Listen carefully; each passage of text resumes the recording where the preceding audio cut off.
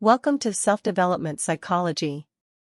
In previous lessons, we introduced three typical defensive thinking patterns: rigid thinking, should thinking, and absolutist thinking. You may wonder, what can I do to change if I also have these three defensive thinking patterns? In this lesson, I will introduce a method to break through defensive thinking, which I call self-argumentation. Let's imagine a protagonist named Jerry.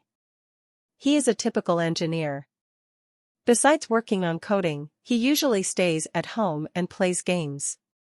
He has no girlfriend and thinks he has no charm, so no one will like him. However, recently, a girl who he is attracted to came to his company. This girl is lively and cheerful, and they have some work interactions. After work, the girl often jokes with him, making him feel that she seems to have a good impression of him. Gradually, he thought, maybe I should try. That day happened to be Valentine's Day, and he mustered up the courage to ask the girl out for dinner. The girl was surprised and hesitated for a moment, then said, "No, I already have plans. Maybe next time." As soon as the girl finished speaking, various emotions surged up in Jerry's heart. He felt disappointed, angry, humiliated, and frustrated. He didn't even say hello to the girl and just walked away. What made Jerry so angry and frustrated? If you have learned the previous lessons, you should know that it was not the fact that he asked the girl out and she refused that caused these negative emotions, but the way Jerry interpreted it. Here, we can recall the defensive thinking patterns we learned before. Jerry may think that his ability to date a girl is fixed, or a person's charm is fixed, and this setback proves that he has no charm. This is rigid thinking. He may also think, since I finally mustered up the courage to ask you out, you should agree with me. I should not be rejected, otherwise, I will not be respected. This is should thinking. He may also think, I am really bad. No woman will like me. I will never date again in my life. This is absolutist thinking. These defensive thinking patterns operate automatically in his brain, making him feel angry and frustrated, and he no longer wants to deal with this girl. This kind of thinking is not rational. However, sometimes we have many irrational thoughts, especially when our self-esteem is hurt. What can we do with the three ways of self-argumentation? If you believe in the power of reason and believe that you can control your thoughts, then you should try to persuade yourself and develop a more rational and healthy perspective. This is the way we want to introduce today to change our thinking, self-argumentation. This technique comes from Albert Ellis, the founder of rational emotive therapy. He said that for irrational thinking, we can argue from three aspects. The first way of argumentation is empirical argumentation.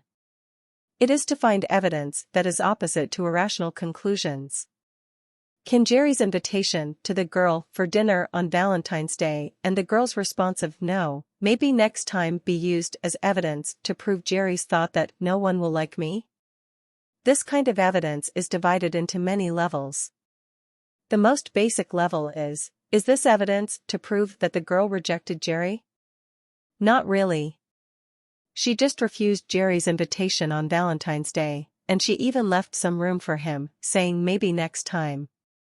Maybe she really had an appointment with her friends, maybe she thought Valentine's Day was a sensitive time and not suitable for starting a relationship, or maybe she was not ready to start a relationship yet. All of these are possible. Does it prove Jerry's thought that no one will like me? Even more so. If Jerry is doing this exercise himself, he can find many counterexamples to prove that this is not the case. For example, this girl also takes the initiative to chat with him, and the day after being rejected, she still came to talk to him.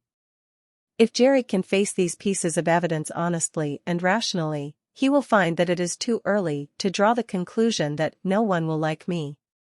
The focus of empirical argumentation is to find evidence that shows that the facts are not as bad as you think. However, what if things are really bad?